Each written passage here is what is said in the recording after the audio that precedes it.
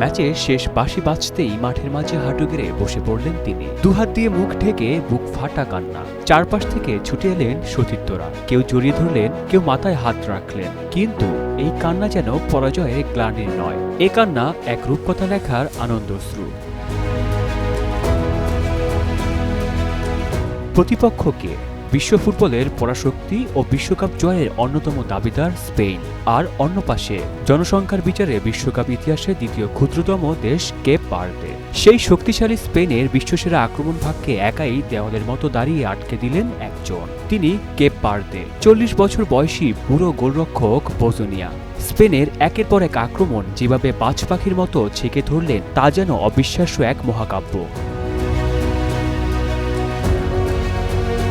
40 বছর বয়সে দাঁড়িয়ে মাঠ কাঁপানো এই অতিমানবীয় পারফরম্যান্স দেখে মুগ্ধ ফুটবল বিশ্ব।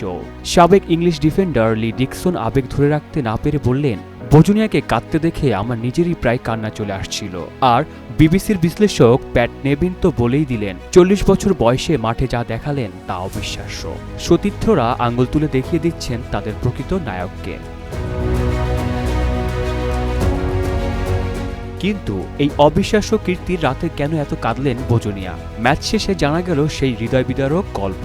দেশের ইতিহাসে সবচেয়ে গর্বের মুহূর্তে পাশে নেই তার প্রিয়জনরা। সাংবাদিকদের সামনে এসে আবেগভেজা কণ্ঠে বোজনিয়া বলেন, ছোটবেলায় আমি দাদা দাদির কাছে বড় হয়েছি, আজ তারা বেঁচে থাকলে সবচেয়ে খুশি হতেন। আর আমার মা, অর্থের অভাব আর ভিসা জটিলতায় মাকে আজ গ্যালারিতে এনে বসাতে পারেনি।